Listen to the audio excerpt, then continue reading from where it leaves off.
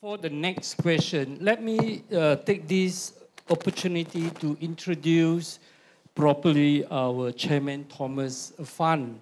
Of course, Thomas Fan is associated, or is it director or whatever? Chairman of Engage, right? Yeah. Now, there is something which he did for Johor in terms of social movement embassy, which probably friends from Singapore can learn from him. In, was it the Bersih tree?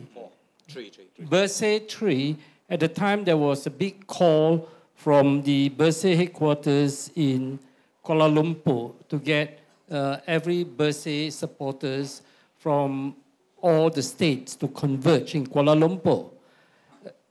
Thomas Fan was someone who refused to move to Kuala Lumpur and instead insisted that he would like to organize his own local demonstration, Bersih demonstration in Johor, which is the most difficult state probably here to organize because it was a stronghold for UMNO, for MCA, and even those around him laughed at that proposition.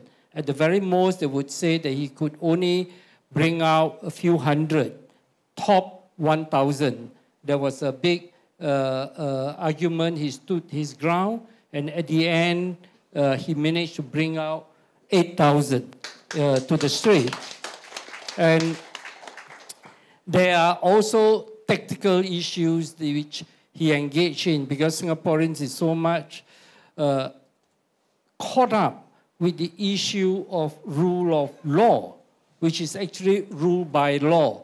When you face with the impossible, how did he negotiate those difficulties? And probably for 1 second, I shall play the role of the chair and invite him to explain that, which is very useful for Singaporeans to learn from his experience. How you operate in a very difficult terrain where you have to bring the people along with you even when you are skirting around the law or almost breaking the law. Thank you. Okay, one second, is it, you say? No, okay, thank you, Wapel. He knows me pretty well. This was 2012, you know, when Bersih tree was called by Dato' Ambiga. Everyone to converge in KL for a big mega rally. And me and my friends, we have been to Bersih too the previous years, and we were looking forward to going to KL as well for Bersih tree. But then someone in our group say, why not JB? Why not Johor? Why must we leave Johor behind? And then we thought about it, it's true. And then we thought about it strategically also, that this been the stronghold of Barisan Nasional at that time, really, you know, I mean, the birthplace of UMNO, stronghold of MCA and everything else. And at the 12th general election in 2008, when the rest of the country saw a political tsunami, Johor hardly moved, you know, hardly moved. Only one seat went opposition, Muar Bakri. And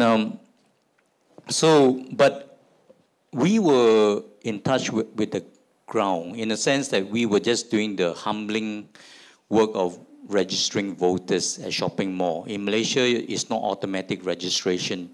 You have to register voters. So every weekend we set up like salesmen, you know, at shopping centers, trying to register voters, and free service and everything.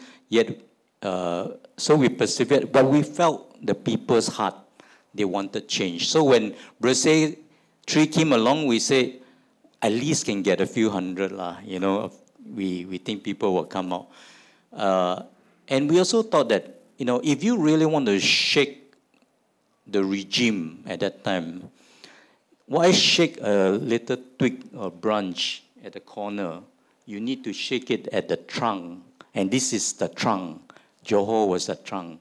So if we can shake it, the whole tree will shake, you know. So that was our thinking, and we had 2 weeks to organize it. And so what we did, and we called together people who are interested, and about 50 people came together in that short notice, and they said, yes, we can do it.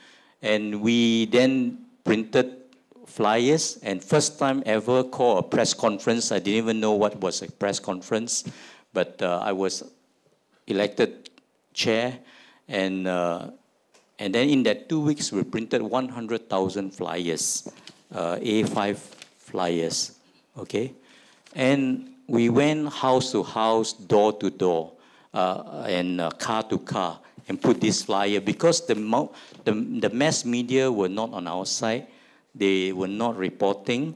Only the Chinese media, I have to acknowledge, you know, they did report quite fairly. And the authorities, the police, the city council were all against us. They denied us permission. They didn't allow us to meet at the clock tower, organize a football match between the army and the police on that day, you know, and at the same time have a rock concert on the field on that day, you know.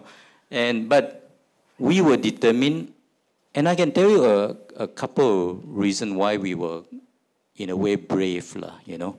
One was that we knew Malaysia has turned the corner.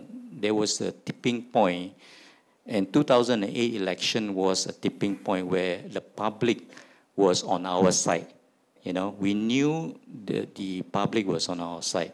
Second thing was our constitution. We knew where we stand as far as our ultimate law was concerned. Article 10 was quite clear. We have the freedom to assemble peacefully without arms, you know. And that was what we stand. Doesn't matter what all the other laws say about peaceful assembly. We knew on the constitution we were on the right side. So that gave us bonus. And on that day, we gathered about 500 meters away from the field. We didn't want to all come in singly. Then the authority will outnumber us and chase us away. But we wanted to all come together, you know. So we had a strategy that day. And if they block us, we had plan A, plan B, plan C, plan D. It will be a nightmare. And that was actually the first time I met Hassan. First time. He was assigned to me as a negotiator with me, to negotiate with the police for permission to meet at the field. So what I'm trying to say is that actually a few things came together for us. And it was the people. We knew the people's support were there. And that's why it gave us courage and confidence to go on from there, you know. So I think it's about reaching a tipping point, you know. I mean, this change in Malaysia didn't happen in one day, May the 9th, but at least 20 years and even more. People who were willing to pay the price and suffer imprisonment, bankruptcy, and everything before we came to a point where people like us can come forward, you know. So I would say that it's not about change of government. It's about creating a democratic space, because that's where people will find dignity, will be treated with dignity, you know. So I think we are excited where we are, you know, but we are not taking for granted as NGO, as civil society. We still have to hold this new government responsible to their promises, you know, and make sure it takes place. So I don't know whether that is helpful. Wapiao. Thank you so much. Yeah.